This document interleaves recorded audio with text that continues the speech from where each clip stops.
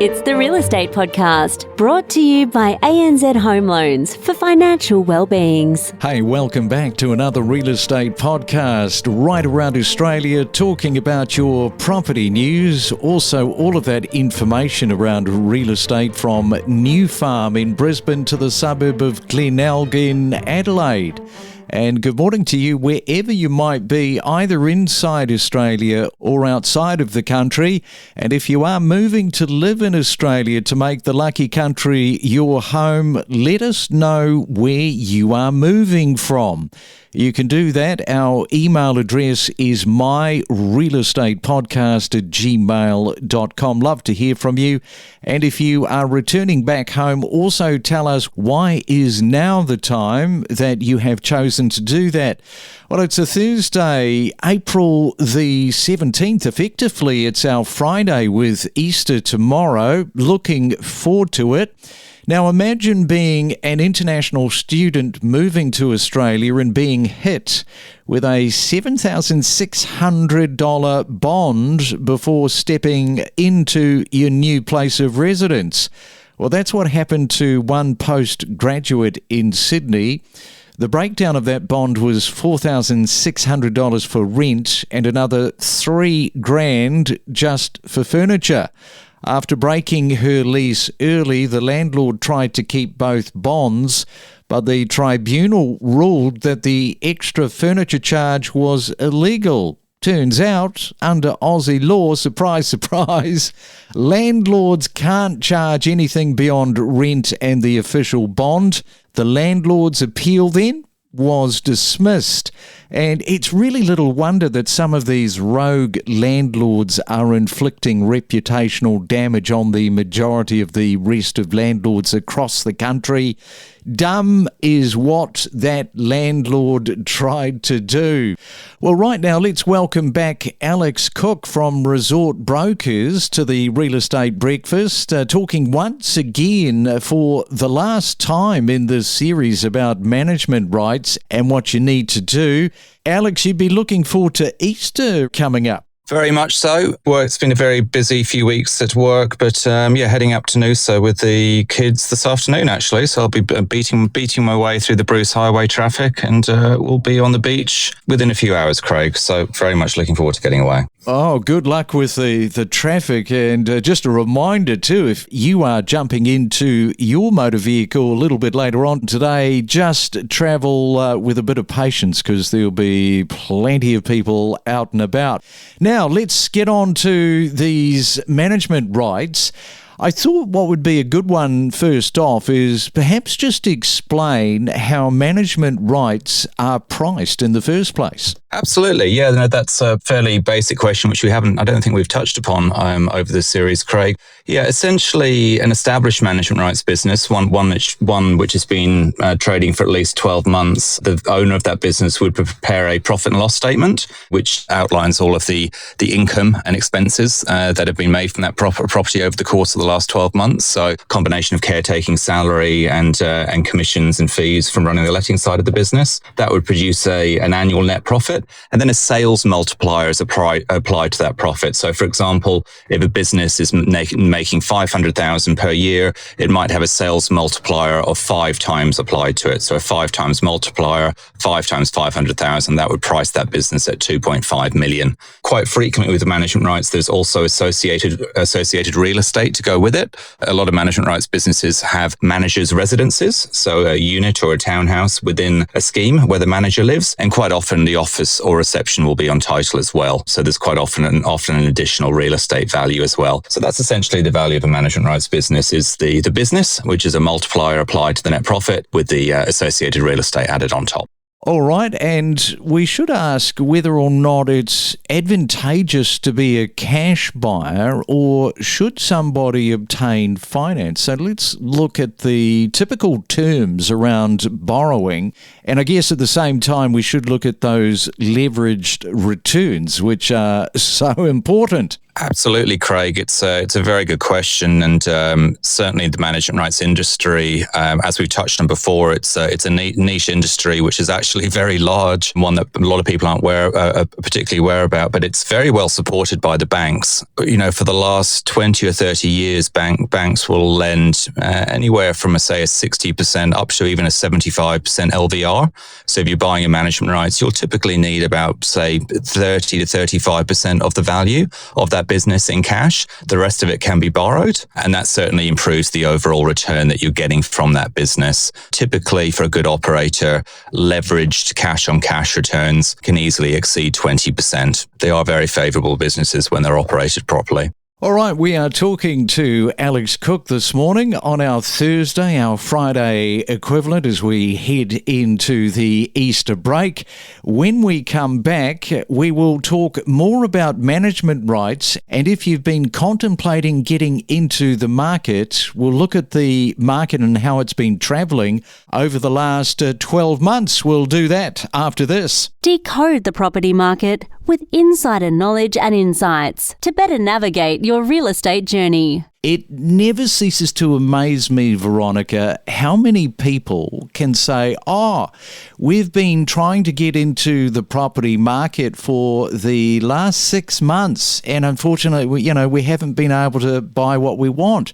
What does that cost you in the last 6 months of going to all those opens, all those auctions, whatever the case might be, and losing property? You're losing at both ends. I think, the sooner you wake up and realise we've got to move on our price point, the quicker you'll get into a property. It's a big challenge, and it takes some people a long time to work that out. And then, you've got to lick your wounds a bit. It's a one person fight against the market because you think all these people are crazy because they're paying more than you can afford. And, it's a very painful process to go through.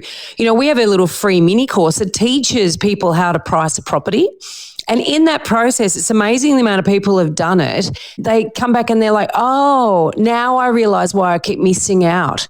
I actually have not properly understood how to work out what the market value of a property is and how to work out what I should be prepared to pay or not, and how to work out whether or not it's even in my range, in my budget. Let's explore together the power of real estate. And it is a Real Estate Thursday heading into the Easter break. And if you've been listening to these podcasts about management rights, we have had Nick Buick as well as Alex telling us all about the ins and the outs of it. And I guess, Alex, we should, for those that are contemplating getting into the market for 2025, let's look at the last financial year, because I think you've got some of the numbers around that for people. It's been another record year for resort brokers in the management rights sectors. We probably hold about 50% of the market in total. We transacted about 150 management rights last year. So probably one would put a rough estimate on it of about 300 transactions across the market last year. Probably a bit of a two-speed market. Certainly larger scale properties, those with high net incomes, say approaching $1 million and above, those which are of appeal to corporates and syndicates. They are very, very much in demand at the moment. I'd say probably demand outstrips the supply, and that's seen an upward effect on multipliers. Some smaller properties, what you might more refer to as mum and dad or lifestyle properties, particularly those with expensive pieces of real estate attached, maybe a low netting business, but with an expensive piece of real estate, they can be harder to sell. The market as a whole has been strong for the last 12 months. In just a moment, we'll have a look at any of those sales, notable sales to talk about. Just want to throw up the political landscape, because in earlier podcasts you were talking about, and you're based in Queensland there, talking about, other markets, New South Wales and Victoria, trying to sort of encroach into the Queensland market. Is there anything on the federal elections coming up that aids one way or the other in terms of that sort of happening? Look, it's a good question. The simple answer, Craig, is probably no. Management rights legislation, what underpins it, what enables it to take place, is more dealt with on the state level. So when we look at potential changes in government and that being able to aid the growth of management rights, we're really focusing on at state level rather than the federal level.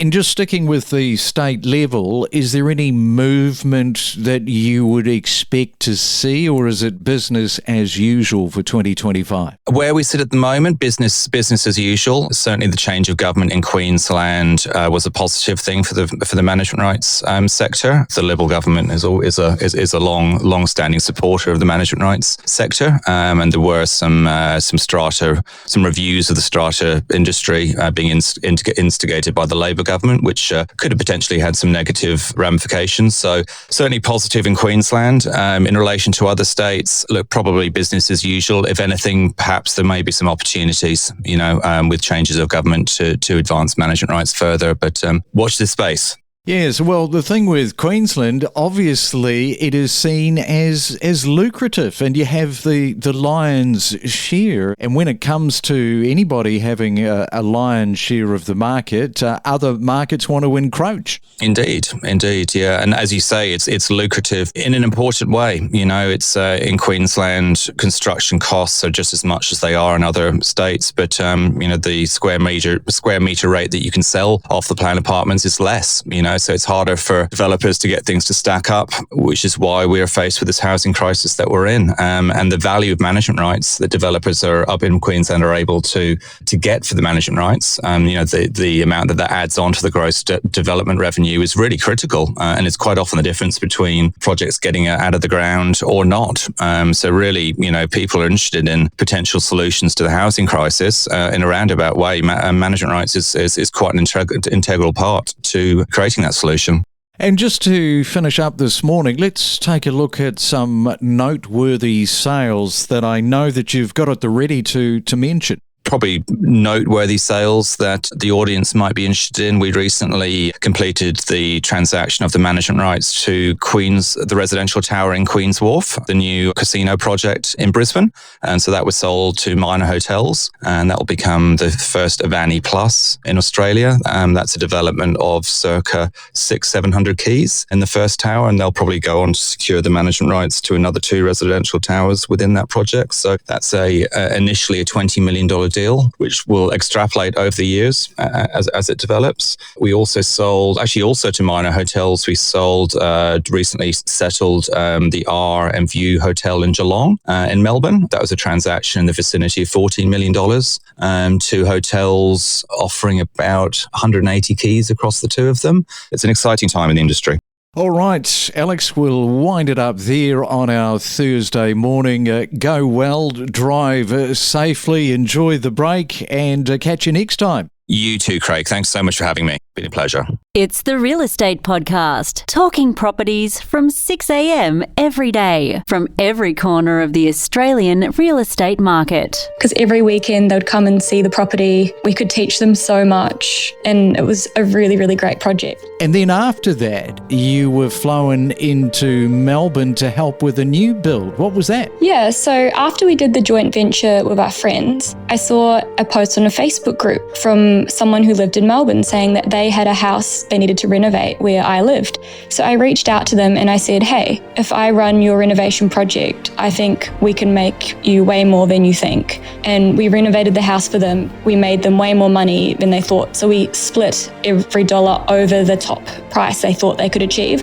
And they were so happy that they flew me down to Melbourne for the day to pick finishes for their new build, which they were trying to maximise the value of because that was a development. And it was so much fun. Absolutely. You could buy a 4-bedroom, 2-bathroom home in 2020, single story, on say a 350 square metre block for around the $300,000 to $350,000, and a $55,000 income would have secured that. Nowadays, you need to be earning at least $130,000 as a single, or as a couple, probably closer to $170,000, especially if you've got kids. But again, it comes down to the ability of people to look at what the other options are. We connect you to the best real estate information across Australia. The Real Estate Podcast.